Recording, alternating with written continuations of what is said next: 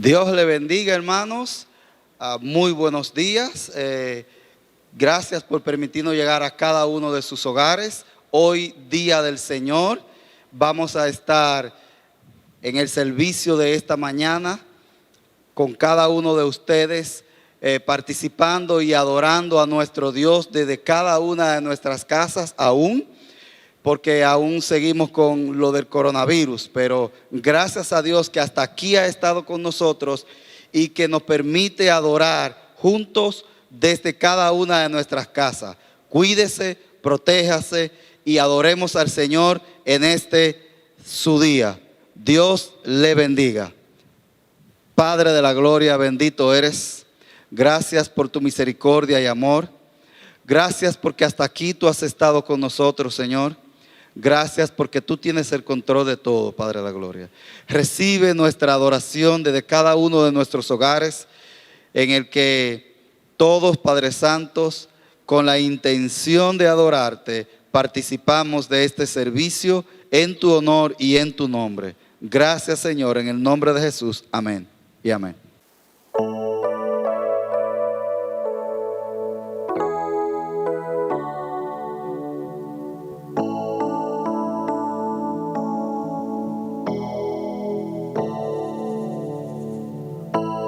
Glorioso Salvador, divino Redentor, me postraré ante ti.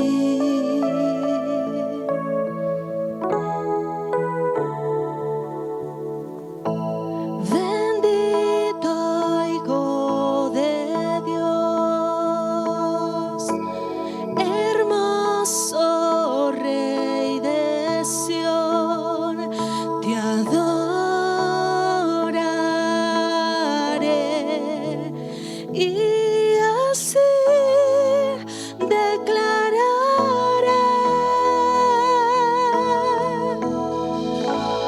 eres Rey de los cielos, eterno Dios, exaltado por siempre, Jesús Señor. Tú gobiernas en toda la creación,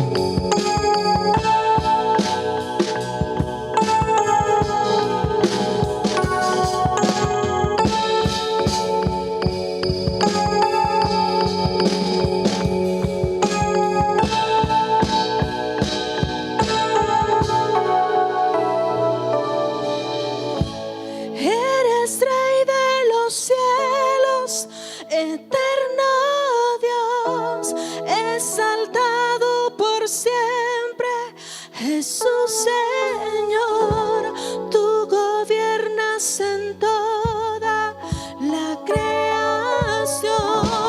Oh Cordero inmolado, eres Señor. Las naciones enteras se postrarán y tu nombre por siempre bendecirá. Por los siglos tu gloria nos llenará y veremos tu fuerza y majestad.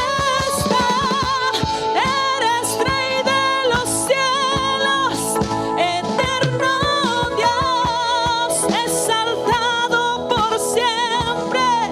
Jesús Señor, tú gobiernas en toda la creación. Oh Cordero inmolado, eres Señor. Las naciones enteras se postrarán y tu nombre por siempre bendecirá.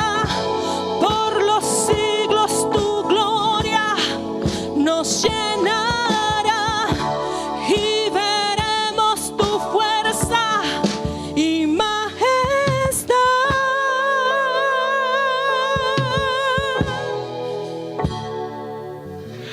Dios les bendiga, hermanos, una vez más contento de poder estar aquí nuevamente compartiendo la palabra de Dios con cada uno de ustedes. Es un gran privilegio que el Señor nos ha dado. El día de hoy vamos a hablar un poco más acerca de lo que es la santidad, basado en Primera de Pedro capítulo 1, versículos 17 al 21. El título del mensaje es Libres para vivir en santidad. La primera carta del apóstol Pedro está dirigida a un grupo de creyentes que habían sido expatriados, habían sido expulsados de su patria, habían perdido sus propiedades, habían perdido probablemente su familia, habían perdido todo lo que conocían y, como si todo eso fuera poco, eran perseguidos por un capricho de la autoridad romana en ese momento.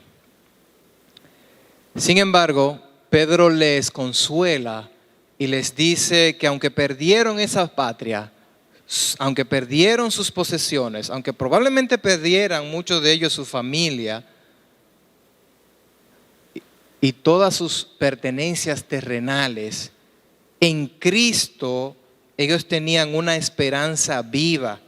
Versículo 3, una herencia en Cristo que no tenía comparación y que en el versículo 4 él la describe como incorruptible, incontaminada, inmarcesible.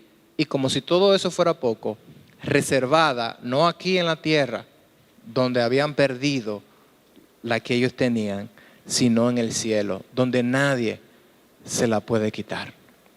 Con estas palabras de consuelo, él continúa, entonces le habla de las pruebas que ellos estaban viviendo, de ese tiempo de prueba que ellos estaban viviendo, y les recuerda que las pruebas son necesarias para el fortalecimiento de nuestra fe y que no duran para siempre, son pasajeras. Para que su fe fuera fortalecida y resultara en alabanza y gloria a Cristo, fueron probados, aún continuaban siendo probados y seguirían siendo probados, pero su fe al final brillaría más que el oro, dice Pedro, y resultaría en alabanza y gloria a Cristo. Nuestro Salvador prometido por los profetas que anhelaban, dice él, su cumplimiento en su tiempo, y que a Dios le agradó reservarla para nosotros. Luego, en el versículo 13, él dice, por tanto. Pedro utiliza todo el argumento descrito anterior en los versículos anteriores y que a modo de reseña le he dicho, para preparar a los creyentes. No solamente los consuela, sino que también los prepara para que sepan cómo conducirse, que aún en medio de las pruebas necesitaban ser obedientes, necesitaban mantener su santidad en medio de las dificultades que estaban pasando y que continuarían sucediéndole. Fíjense que el estilo de vida del creyente, la santidad, no depende de las circunstancias en las que nosotros estamos viviendo. Aún en los tiempos buenos hay que ser santo. En los tiempos de prueba, en los tiempos difíciles, necesitamos más aún vivir en santidad. Y luego vamos a ver por qué. La semana pasada entonces, partiendo del versículo 13, nuestro hermano Rubén estuvo exponiendo sobre lo que es la santidad y de cómo la santidad de Dios demanda de nosotros que también seamos santos. Dice el versículo 16, sed santos porque yo soy santo. Su santidad es la razón para que nosotros vivamos también en santidad, sin importar, como dije anteriormente, la circunstancia por la que estemos pasando. La razón por la cual todos los cristianos deben y tienen que vivir en santidad es porque nuestro Dios es santo. También nos habló de cómo el esperar la venida de nuestro Señor Jesucristo debe ser una constante motivación para cumplir con esta demanda de santidad que Dios hace de nosotros.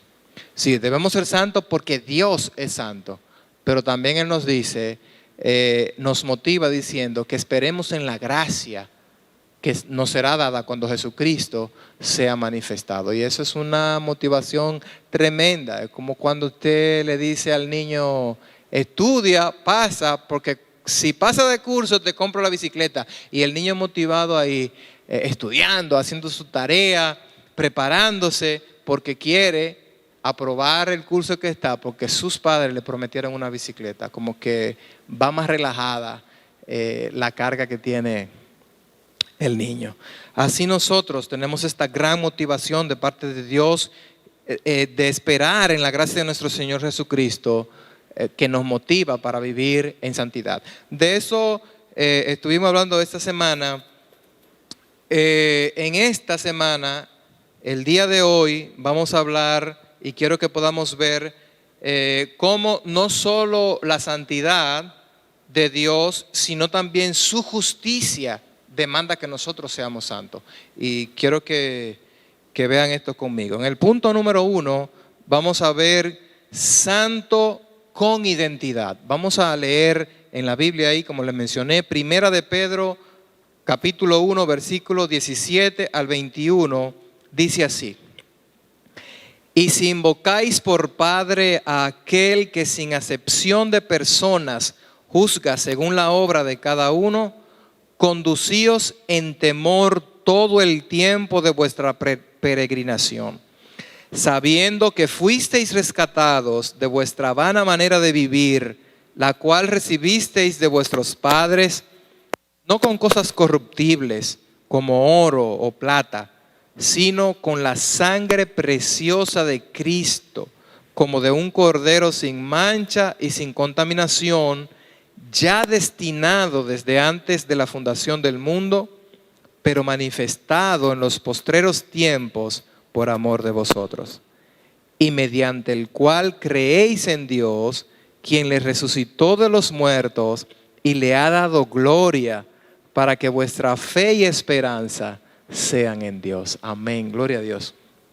Mire, en el versículo 17, él dice, y si invocáis por Padre a aquel que sin acepción de personas juzga según la obra de cada uno, conducíos con temor todo el tiempo de vuestra peregrinación. Pedro llama a estos creyentes que estaban siendo, como dijimos, perseguidos, que habían sido expatriados, exiliados de su patria, que estaban siendo probados fuertemente, los llama en el versículo 17 peregrinos. Condúzcanse con temor todo el tiempo de vuestra peregrinación. ¿Qué es un peregrino? ¿Cómo define el diccionario al peregrino? Peregrino es una persona que anda por tierras extrañas. También dice que procede de un país extraño. El peregrino anda por tierras que no son su tierra. Anda por lugares que no le son conocidos, a donde él no pertenece. El peregrino sabe que no pertenece a ese lugar. Los habitantes de ese lugar saben que esa persona no pertenece a ese lugar. Y Pedro nos llama peregrinos. De hecho, el peregrino no se estaciona, no se queda permanente en un lugar, en ese lugar extraño. Miren cómo él dice: condúzcanse con temor todo el tiempo de vuestra peregrinación. Mientras estén en su peregrinaje, deben conducirse con temor. Es decir, que el peregrino no permanece todo el tiempo en ese lugar extraño, en ese país donde no procede, o en esa ciudad donde no procede, de donde él no es nativo. Y es claro, hermanos, en las Escrituras, que el creyente no pertenece a este mundo. Cuando nos arrepentimos, cuando aceptamos a Cristo, dejamos de pertenecer a este mundo. Fuimos trasladados del reino de las tinieblas al reino de la luz. De un reino dominado y controlado por Satanás a un reino dominado y controlado por Dios. En 2 de Corintios 5:17, un pasaje muy conocido, Pablo le dice a los creyentes: de modo que si alguno está en Cristo, nueva criatura es. Fíjense, el que está en Cristo es una nueva creación, nacido de nuevo. Tiene un linaje diferente. No somos nacidos de carne y de sangre, sino del Espíritu. Y Jesús le dijo esto mismo a Nicodemo en Juan capítulo 3, versículo 6. Lo que es nacido de la carne, carne es. Y lo que es nacido del Espíritu, Espíritu es. Nosotros hemos nacido en el Espíritu. Nosotros pertenecemos al reino espiritual, al reino de Dios. Y esas palabras de Jesús a Nicodemo vienen en el contexto de que Nicodemo quería saber cómo se llegaba al reino de Dios. ¿Cuál era la forma para llegar al reino de Dios? Y Jesús le dijo: para llegar al reino de Dios tienes que nacer de nuevo. Para llegar al reino de Dios tienes que nacer de nuevo. Para poder pertenecer al reino de Dios hay que nacer de nuevo. Y usted y yo, mi hermano, al creer en Cristo, Él nos hizo una nueva creación, es decir, nacimos de nuevo. Lo cual nos ha dado a nosotros una nueva identidad. Y esa es una de las razones, la falta de identidad que tenemos en Cristo, es una de las razones por la cual comprometemos fácilmente la santidad que nos ha sido otorgada por Dios. Estamos hablando de identidad porque necesitamos entender a dónde pertenecemos, a quién le pertenecemos y quiénes somos. Fíjense, en el versículo 17 él dice: y si invocáis por Padre, si Él es nuestro Padre, entonces nosotros somos los hijos. Tenemos una identidad que necesitamos aferrarnos a ella, porque estamos demasiado apegados a las cosas de este mundo, como si perteneciéramos a este mundo. Somos una nueva criatura, hemos nacido de nuevo, hemos nacido en el Espíritu. Dios se ha convertido en nuestro Padre y nos ha dado el derecho, dice Juan, en que nosotros podamos llamarnos sus hijos. Entonces tenemos un linaje diferente, un linaje nuevo, y necesitamos entenderlo esto y vivirlo para poder vivir en santidad. Nos hemos acostumbrado al sistema del mundo, nos hemos acostumbrado a las normas morales del mundo, nos hemos acostumbrado a las normas espirituales del mundo, y nuestras normas, o la norma de la Biblia, las normas de Dios, son totalmente diferentes a la del mundo. El estándar de Dios no es el estándar del mundo, y nosotros no debemos vivir con el estándar del mundo, sino con el estándar de Dios. Siendo ciudadanos celestiales, pensamos como ciudadanos terrenales. Falta de identidad. Fíjense, a mucha gente le preocupa, si tienen el iPhone 10, le preocupa que salió el 11 o el 12 o el 13 y ellos todavía están en el anterior. Creyentes, estoy hablando. Hay creyentes que le preocupa o se inquietan o se enojan porque quisieran vivir en una casa propia, por ejemplo, o en una casa más grande, porque fulano tiene una casa más grande. Y esa es su preocupación, ese es su afán. Hay cristianos que se afanan por estudiar mucho. O sea, no estoy diciendo que estudiar es malo, no estoy diciendo que el deseo de prosperar y tratar de vivir cómodo es malo, siempre y cuando sea conforme a la voluntad de Dios. Debe preocuparnos más la voluntad de Dios. Jesús dijo, ¿por qué se afanan por la comida? ¿Por qué se afanan por la bebida? ¿Por qué se afanan por lo que ustedes van a vestir? Busquen primeramente el reino de Dios, pero somos al revés.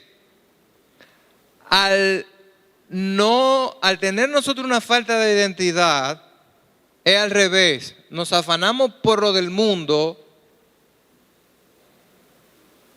y descuidamos lo de Dios. Dios dice, no, tú eres un hijo mío, tú perteneces a otro reino, no te afanes por las cosas de este reino, afánate por las cosas de tu reino, que es mi reino.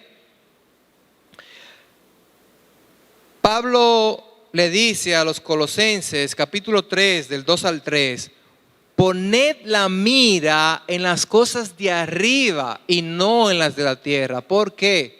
Porque no pertenecemos a esta tierra, no pertenecemos a este reino.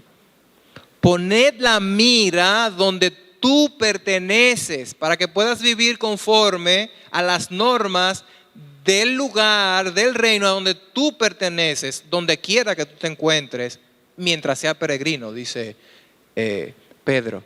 Todo el tiempo de vuestra peregrinación, condúzcanse con temor. En los versículos 14, 15, el versículo 15 de Primera de Pedro, él le dice, sean santos en toda vuestra manera de vivir. Pablo dice, pongan la mira en las cosas de arriba, no en las de la tierra, y la razón es porque habéis muerto al pecado, habéis muerto a este mundo, pero están vivos en Cristo y para Cristo. Esa es la línea que nos debe dirigir. Somos peregrinos, no turistas.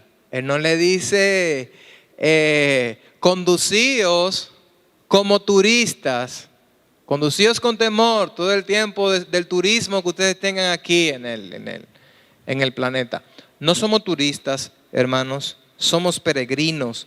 No estamos en el mundo para disfrutar de sus atracciones ni del todo incluido que ofrece. Estamos en el mundo para agradar a Dios. Conducíos con temor todo el tiempo de vuestra peregrinación. Tampoco nuestro estándar moral y espiritual, como dije ahorita, debe ser el que nos brinda el mundo, sino el que Dios nos ofrece en su palabra. Para eso necesitamos preparar nuestra mente. Por eso en el versículo 13, y que hablaba el hermano Rubén la semana pasada, Pablo dice, ciñan su entendimiento. En la versión de la Reina Valera, dice, ciñan su entendimiento para la acción, para accionar. Preparen su mente, ¿con qué? Como dijo el hermano Rubén la semana pasada, con la palabra de Dios. Prepara tu mente para la acción. Si yo me voy a conducir según la voluntad de Dios, necesito conocer su voluntad.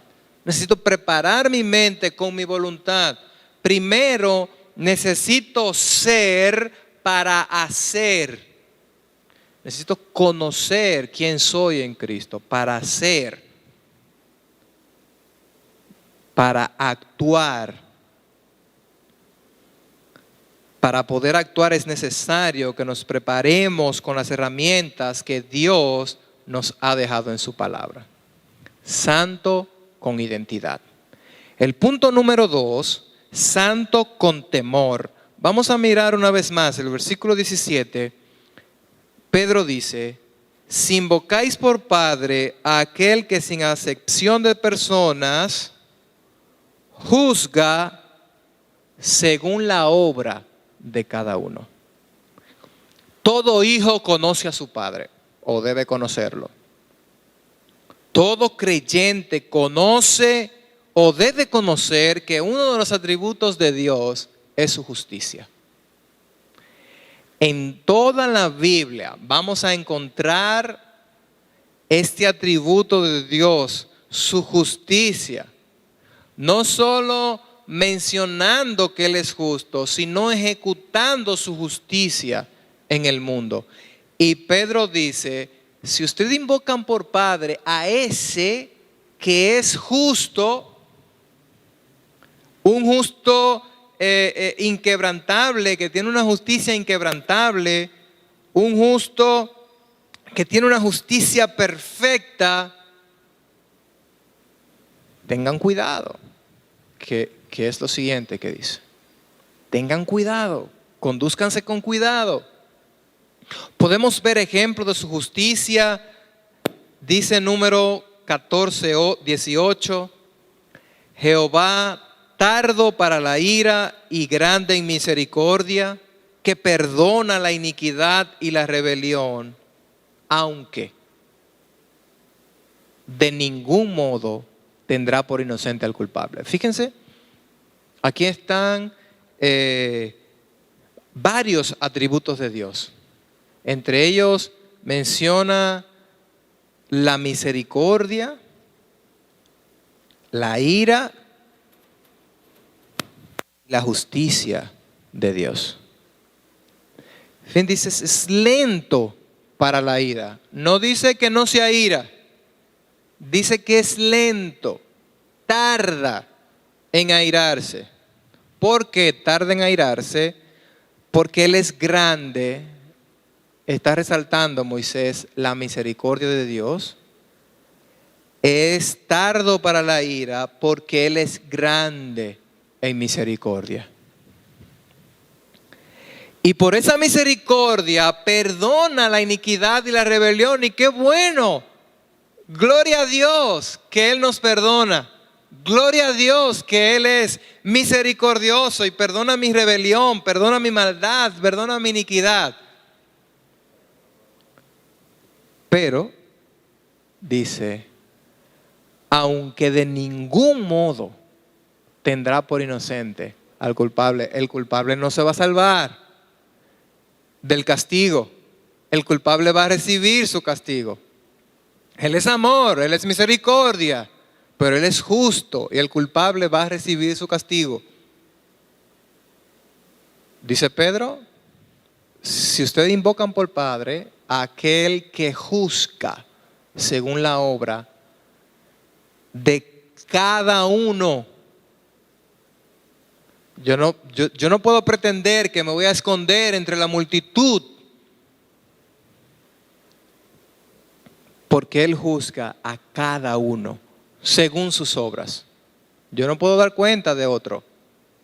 A Dios yo no le voy a dar cuenta de otro. A Dios le voy a dar yo cuenta de mí. Porque es la obra de cada uno la que Él juzga. Él en la Biblia nos da ejemplo de cómo su justicia se manifestó en el pasado. Adán y Eva, capítulo 3 de Génesis. Por su pecado fueron juzgados por Dios y cada uno recibió su castigo. Conocemos la historia, no tenemos que narrarla. Caín pecó, recibió su castigo. En los tiempos de Noé, Génesis capítulo 6, la maldad llegó a un nivel extremo y Dios dijo, no, me arrepiento de haber hecho hombre en la tierra. Pero Noé halló gracia y salvó Dios a Noé y a su familia, pero los demás en el mundo fueron ahogados, murieron ahogados, hasta los animales se ahogaron. En la Biblia vemos a Sodoma y a Gomorra, cómo cayó fuego y azufre y destruyó esas dos ciudades. Abraham le dijo, Dios, ¿cómo tú vas, un Dios justo, a destruir el bueno, el justo con el malo? ¿Cómo lo vas a tratar? Van a hablar de tu justicia. Se aparecen 50 y conocemos la historia hasta que llegó a 10. No encontró ni 10. El que estaba ahí era Lot. Y no creo tampoco que Lot fuera tan justo. Pero aún así la misericordia de Dios se manifestó por Abraham hacia Lot y lo sacó de ahí, de Sodoma. Pero Sodoma y Gomorra fueron destruidas. En Egipto Dios ejecutó su juicio al faraón y a sus dioses y a su pueblo.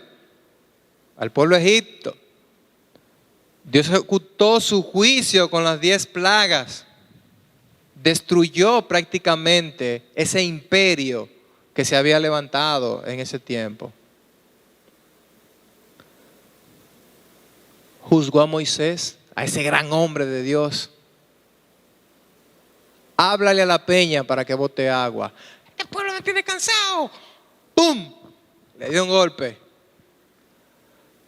Todavía recuerdo a la hermana Finita diciendo, yo no entiendo por qué Dios no dejó entrar a Moisés nada más por golpear la piedra. Desobedeció a Dios y fue juzgado. No entró en la tierra prometida. Seguimos con el relato, nos muestra la Biblia, la ciudad de Jericó fue destruida y las naciones en Canaán fueron juzgadas cuando el pueblo salió de Egipto, el pueblo de Israel salió de Egipto. El mismo pueblo de Israel se desvió de los caminos de Dios, se olvidó de su palabra, se olvidó de Dios y fue juzgado. Fueron juzgados por Dios.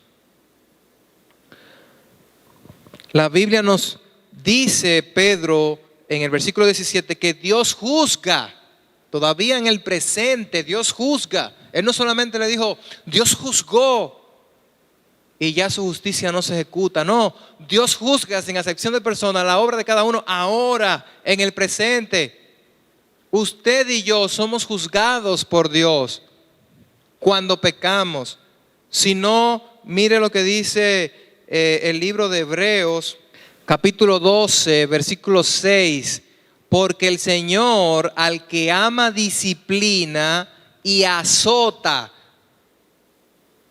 el que recibe por hijo. Póngale en mayúscula ese azote. Le da su pela. Se quita la correa y le da su pela al que la ama. Lo disciplina, lo azota. Así que somos juzgados por Dios. Nuestras obras son juzgadas por Dios. Por eso es que Pedro le dice, bueno, antes de decirle lo que Pedro le dice, también el juicio de Dios no solamente se mostró en el pasado y se muestra en el presente. La Biblia habla del juicio de Dios en el futuro. Podemos leer Apocalipsis capítulo 20, donde Juan, en la revelación que recibe, él dice, y vi un gran trono blanco y al que estaba sentado en él, de delante del cual, de Dios y de su trono, huyeron la tierra y el cielo con espanto, y ningún lugar se encontró para ellos. Esto me recuerda en Hebreos, que el autor dice: horrenda cosa es caer en manos de un Dios, del Dios vivo. Dice: y vi a los muertos, grandes y pequeños, de pie ante Dios, y los libros fueron abiertos, y otro libro fue abierto, el cual es el libro de la vida, y fueron juzgados los muertos por las cosas que estaban escritas en los libros según sus obras. Eso no ha pasado todavía. Eso va a pasar. Y el mar entregó los muertos que había en él, y la muerte y el Hades entregaron los muertos que habían en ellos, y fueron juzgados nuevamente según sus obras.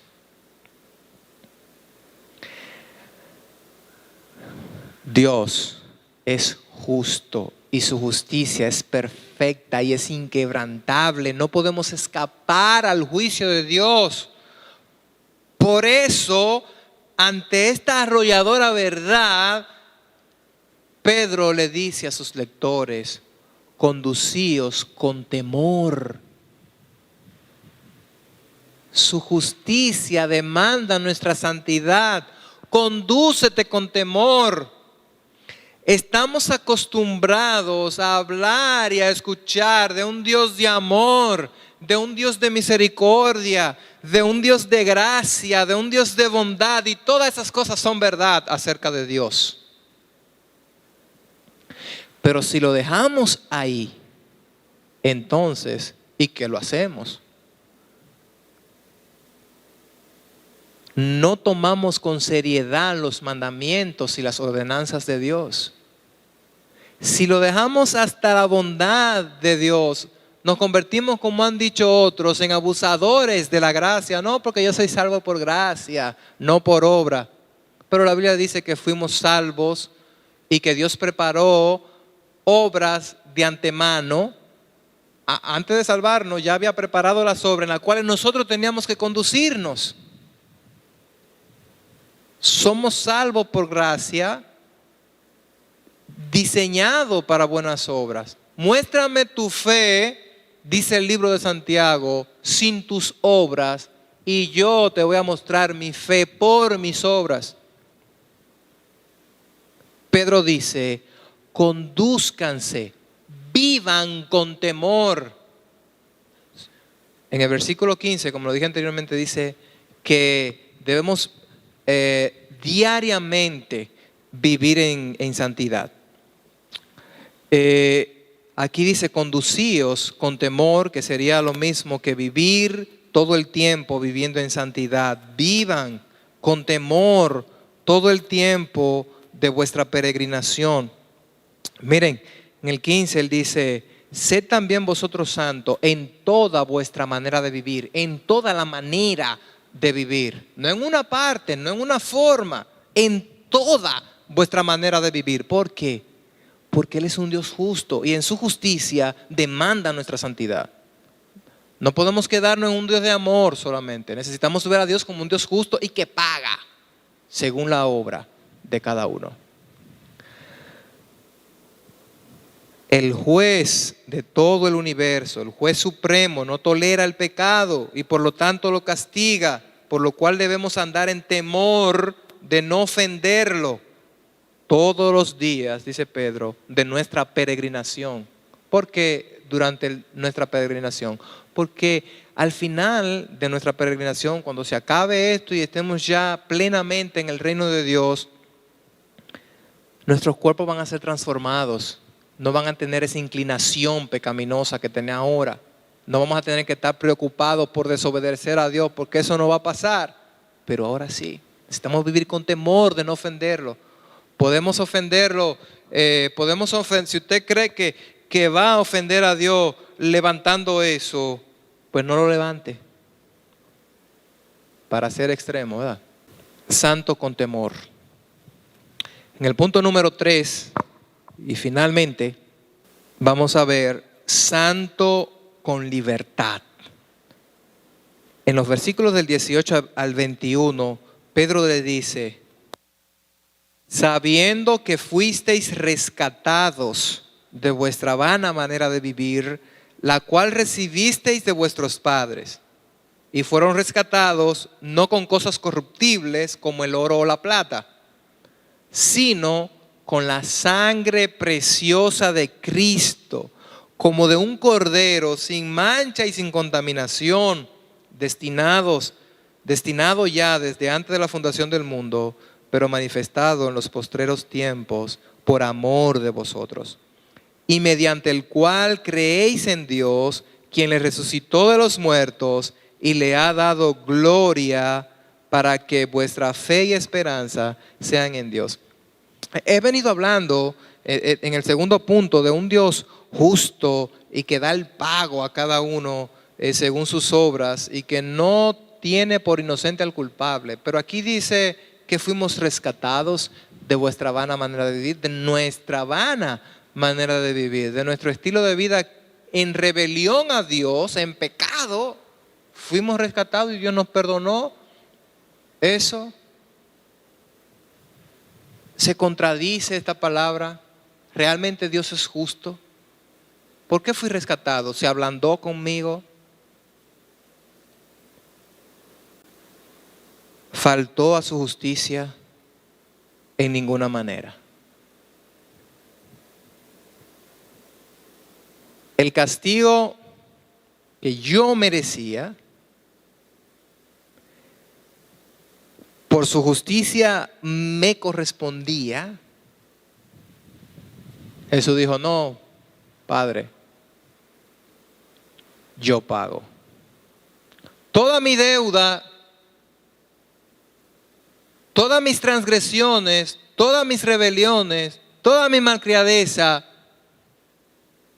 fueron olvidadas por Dios, porque fueron cargadas a la cuenta de Cristo. Fuisteis rescatados, fuisteis libertados. Ustedes fueron hechos libres, de modo que si alguno está en Cristo, Romanos capítulo 6 dice que la paga del pecado es muerte, pero que el regalo de Dios es vida eterna en Cristo Jesús. Fuimos en el capítulo 3, versículo 23 de Romanos, dice que por el pecado todos están destituidos y separados de la gloria de Dios, pero dice que en Cristo Él nos ha otorgado una nueva vida. En Cristo fuimos rescatados, en Cristo fuimos liberados. Se pagó un precio. No, ¿por qué, hijo mío? ¿Verdad? La cuña aquí. Déjamelo pasar, que ese es de lo mío. La justicia de Dios no permite eso. No, porque es amigo de Jesucristo. Ese amigo mío, papi, déjalo pasar. Hay que pagar. La entrada hay que pagarla. Pero entonces sí, yo la pagué en la cruz. Sí, pasa, ven.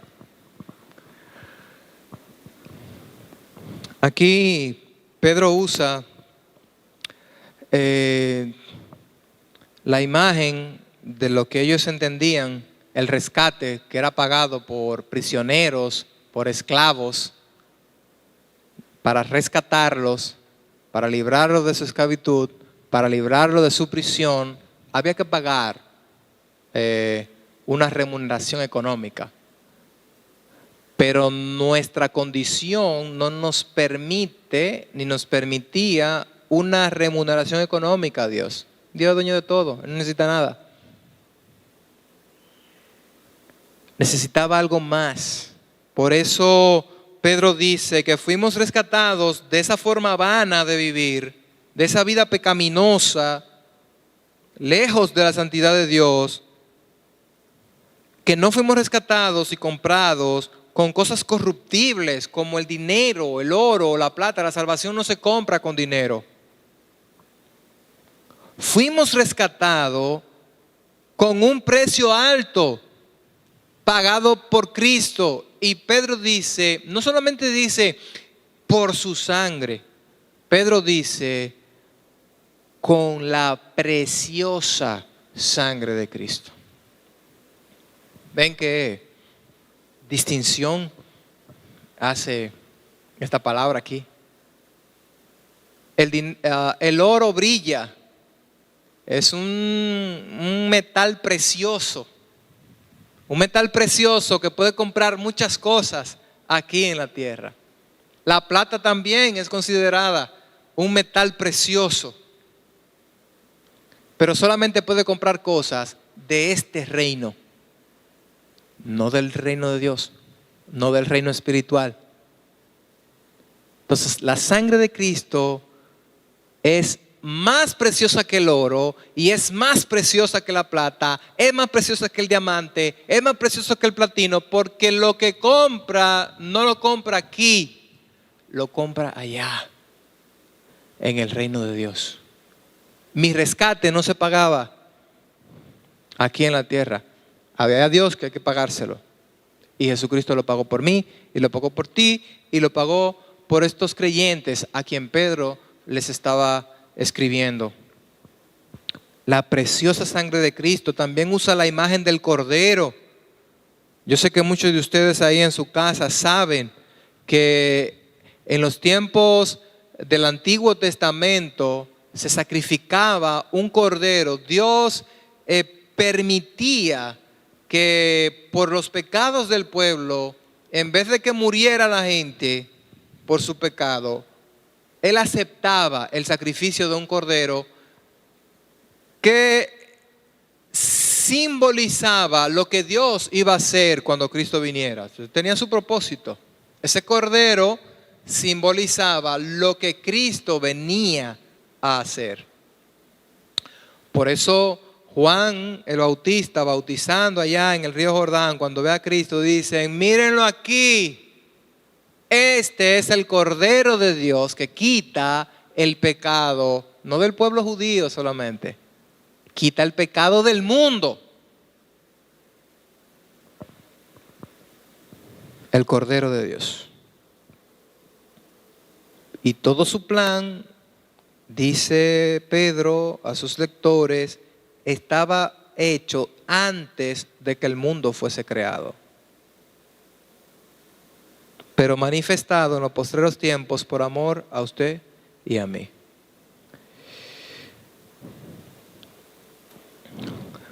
Santo con libertad.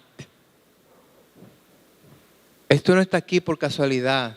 Hermano, si usted nota, en estos pocos pasajes está narrada lo que es el Evangelio de Cristo. Habla de quién es Dios, un Dios santo, un Dios justo y un Dios misericordioso. Habla de quiénes somos nosotros, pecadores, rebeldes delante de Dios. Habla de la obra que Dios hizo para rescatarnos nosotros en Cristo.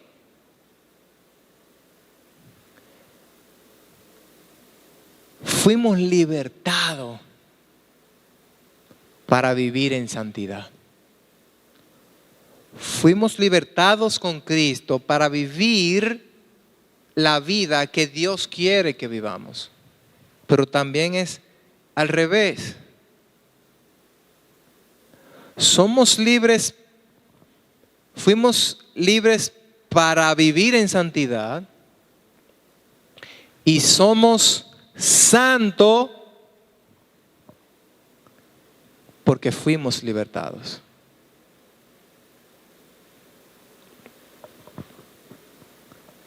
Y necesitamos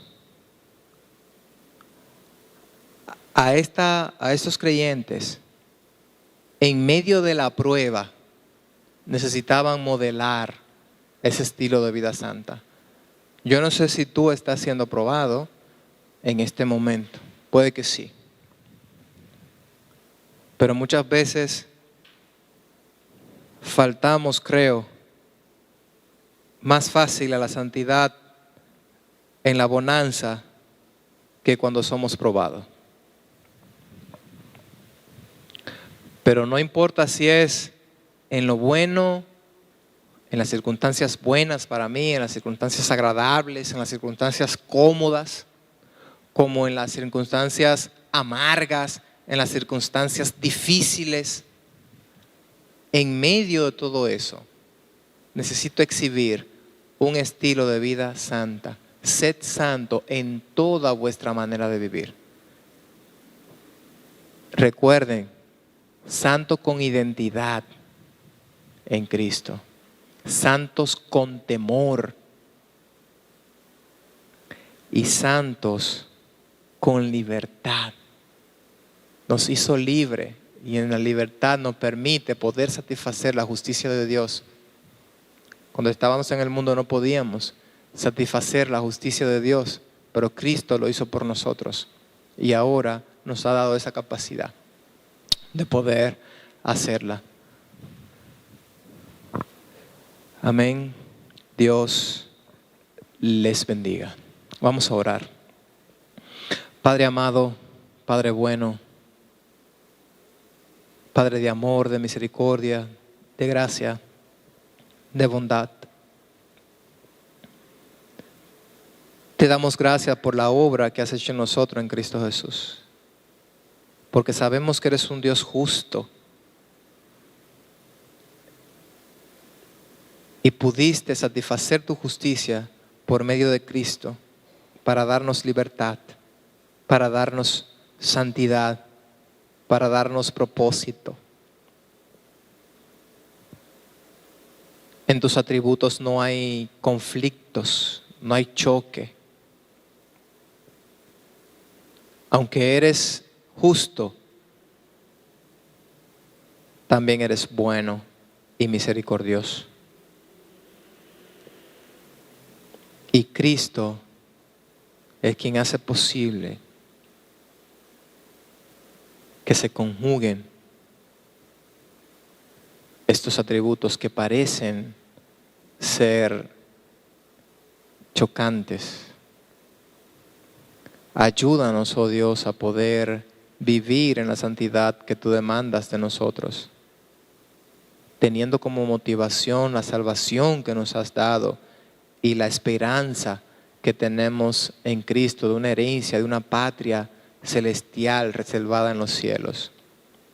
Ayúdanos a preparar nuestra mente, a ceñir nuestra mente de manera que podamos actuar conforme a tu palabra, conforme a tu voluntad. A ti te alabamos, te bendecimos en el nombre de Jesús. Amén. Dios te bendiga. Mis amados, Dios le bendiga, que la paz de Cristo esté con cada uno de ustedes después de haber escuchado palabra del Señor que ha llegado a lo más profundo de nuestro corazón, esperando que estas palabras sea de mucha bendición y haya tocado lo más profundo de tu corazón. Así como predicaba nuestro hermano Jordi, libre para vivir en santidad. Yo creo que es el tiempo.